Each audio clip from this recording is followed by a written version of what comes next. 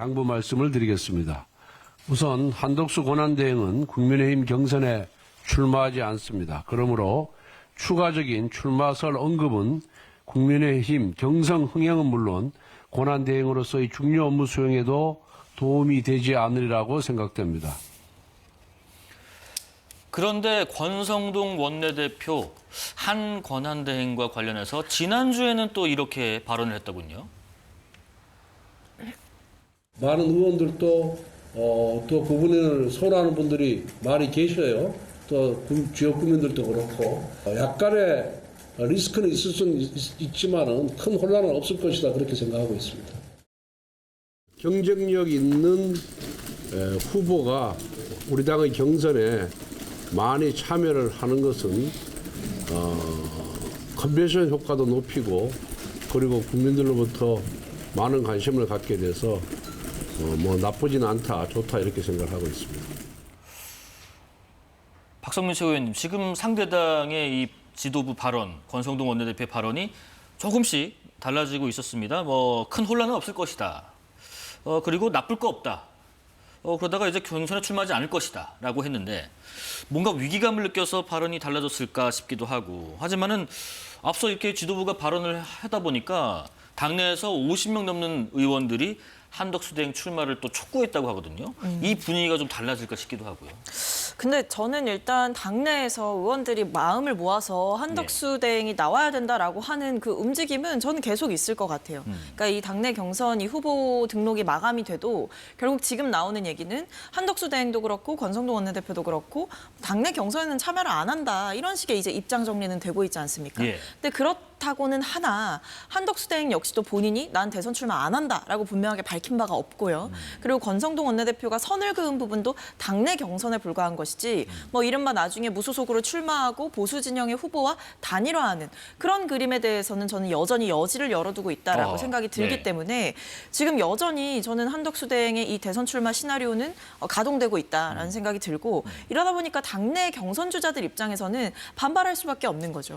그러니까 이 경선이 누굴 위한 경선이냐. 결국에 아무리 이 잔치상을 차린다 하더라도 결국 다 같이 고생해서 잔치상을 차리고 나중에 다른 사람에게 그것을 넘겨준다라고 한다면 사실 지금 이렇게 경선에 참여하는 분들은 들러리가 되는 거거든요. 그렇기 때문에 아마 권성동 원내대표도 점점 이제 말씀을 좀 조심하시지 않을까 싶은데 지금 제가 듣기로도 이제 국민의힘 내부에서 분위기가 심상치 않다라고는 합니다.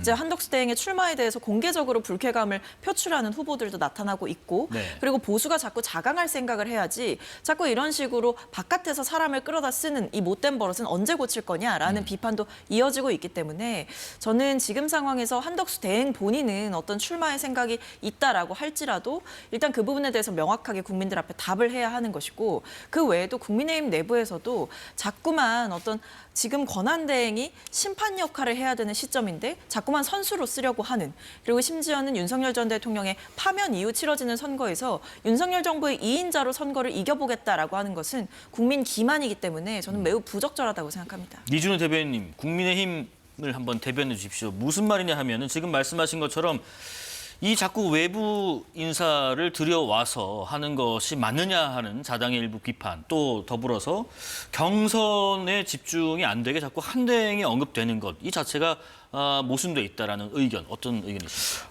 방금 권성동 원내대표가 정리를 하셨습니다. 예. 처음에 이제 경선이 시작되기 전, 경선 이제 후보자 등록을 하기 전에는 일주일 전이었습니다. 그때 발언은 그분이 괜찮은 분이다, 경쟁 있는 후보다라고 언급했지만 오늘 이제 확실히 정리를 했죠. 그분은 경선에 참여하지 않는다. 그럼 그걸로 끝인 겁니다. 당에서 안 나온다. 그렇죠. 예. 안 나와도 끝이 난 거고요. 또 본인도 그렇게 의지를 밝혔습니다.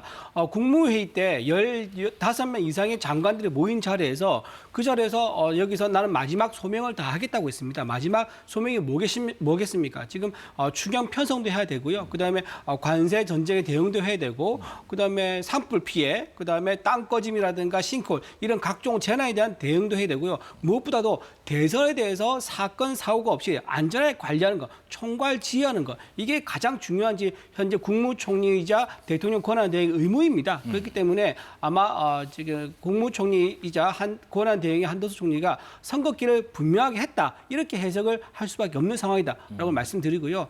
지금 우리가 이제 국민의힘 가지 입장에서 가장 이제 주목해야 될 건 뭐냐면은 무당층과 중도층인 것 같아요. 예, 비중이 높죠. 그렇죠. 굉장히 비중이 높습니다. 지금 이재명 대표의 지지율과 거의 맞먹을 정도로 아직 어느 후보한테 표를 줄지 마음을 못 정했다는 그 표가 있는 거고요. 또 하나 어떤 표가 있냐면 절대 이재명은 안 된다는 표가 또 있습니다. 그래서 이런 표들을 가져오기 위해서는 국민의힘의 그 경선이 굉장히 컨벤션 효과가 커야 됩니다. 국민의 눈과 귀를 사로잡는 컨벤션 효과가 이렇게 가지고 그 에너지를 모아서 한 명의 후보자를 만들고 그대로 대선으로 가서 분위기를 만들어야 되는 거거든요. 그렇기 때문에 또 당원들도 당비를 수십 년간 낸 사람 입장에서 당 내에서 후보를 못 내는 것에 대해서 굉장히 서운한 마음을 가질 수가 있습니다. 그래서 지금 이 권성동 원내대표가 정리를 잘 하신 것처럼 우리는 이제 국민의힘의 경선 열차가 출발했기 때문에 국민의힘은 이제 후보자로 등록하신 분의 경선에 집중한다. 그리고 한덕수 권한대행은 현재 임무에 충실한다. 저는 이렇게 갈 거라고 봅니다. 예.